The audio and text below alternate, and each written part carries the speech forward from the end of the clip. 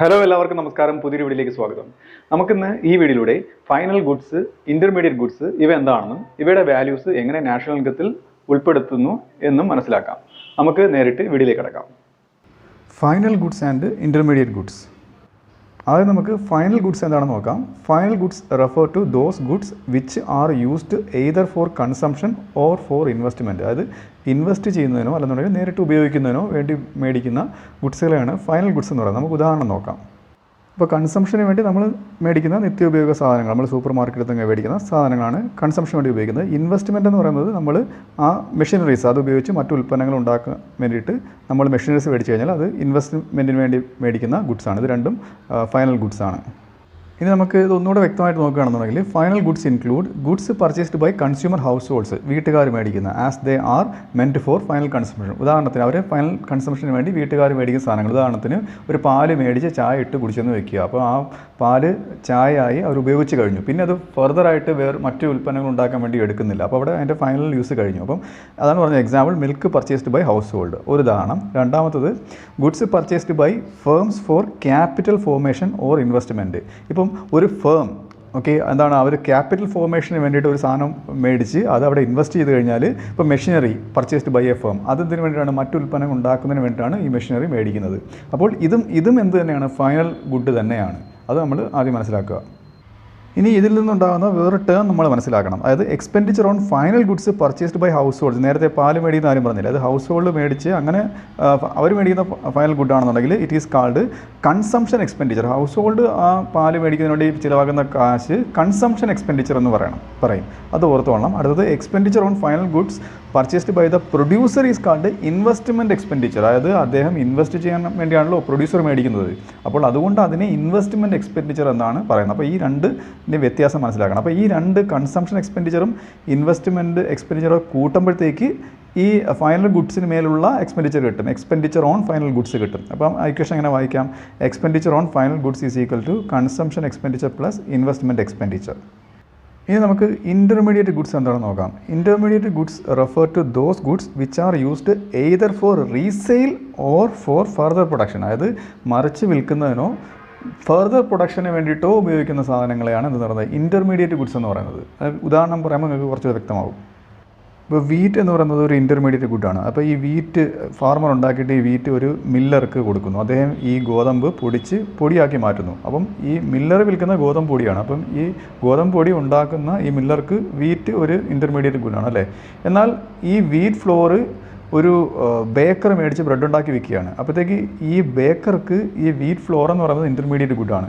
അതേ അവിടെ വിറ്റത് എന്താണ്, ബ്രെഡാണ്. അപ്പം ഈ രണ്ട് സാധനങ്ങൾ, അപ്പോൾ വീറ്റും വീറ്റ് ഫ്ലോറും അത് ഉപയോഗിച്ച ആൾക്കാർക്ക് അത് ഇൻ്റർമീഡിയറ്റ് ഗുഡാണ്. ഇപ്പോൾ വീറ്റ് ആർക്കാണ് ഇൻ്റർമീഡിയറ്റ് ഗുഡായിട്ട് വരുന്നത്, മില്ലറിന്, അതായത് ഇത് പൊടിപ്പിക്കുന്ന ആൾക്ക്.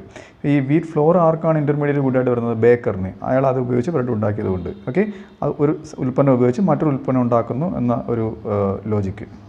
ഇനി നമുക്ക് കുറച്ചുകൂടെ വ്യക്തമായിട്ട് മനസ്സിലാക്കി കഴിഞ്ഞാൽ intermediate goods include goods purchased for റീസെയിലിന് വേണ്ടി മേടിച്ച ഗുഡുകൾ. അതൊക്കെയാണ് ഉദാഹരണം. ഇപ്പോൾ milk purchased by a dairy shop milk മേടിച്ച് എന്തിനാണ്, അത് ഡയറി ഉൽപ്പന്നങ്ങൾ ഉണ്ടാക്കുന്നതാണ്, പാല് കൊണ്ടുള്ള ഉൽപ്പന്നങ്ങൾ ഉണ്ടാക്കി വിൽക്കുന്നതിനാണ്. അപ്പോൾ ഈ പാല് അദ്ദേഹത്തിൻ്റെ ഒരു ഇൻ്റർമീഡിയറ്റ് ഗുഡ് അല്ലേ.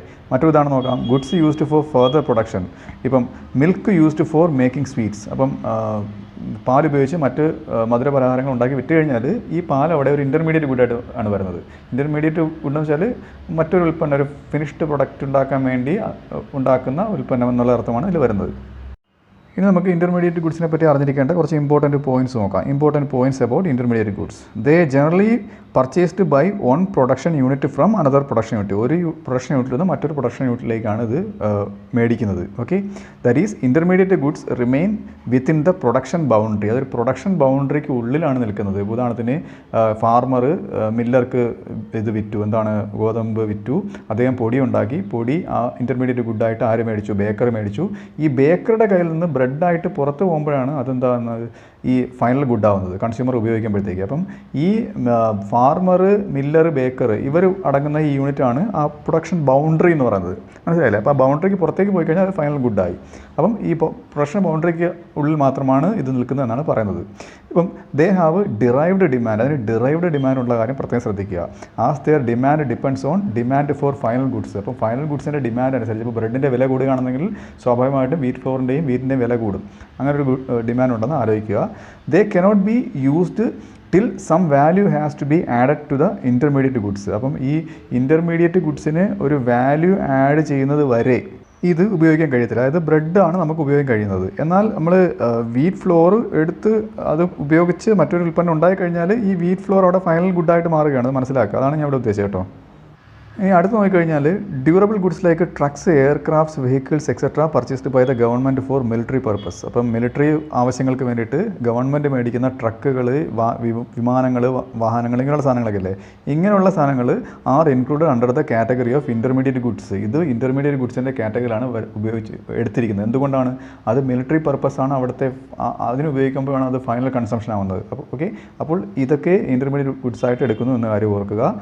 അടുത്തത് value of intermediate good is merged with the value of final good. അപ്പം ഇൻ്റർമീഡിയറ്റ് ഗുഡിൻ്റെ വാല്യൂ എന്ന് പറയുന്നത് ഫൈനൽ ഗുഡിൻ്റെ വാല്യൂനോട് ഒപ്പം മെർജ് ചെയ്തിരിക്കും. നമ്മൾ നാഷണൽ ഇൻകത്തിൽ അത് സെപ്പറേറ്റ് ചെയ്തെടുക്കുന്നേ ഉള്ളൂ. ഓക്കെ, ഇപ്പോൾ നാഷണൽ ഇൻകം കാൽക്കുലേറ്റ് ചെയ്യുമ്പോഴത്തേക്ക് ഇൻ്റർമീഡിയറ്റ് ഗുഡിൻ്റെ വാല്യൂ മൈനസ് ചെയ്തിട്ട് ബാക്കിയുള്ള ഫൈനൽ ഗുഡിൻ്റെ വാല്യൂ ആണ് എടുക്കുന്നത് എന്നർത്ഥം.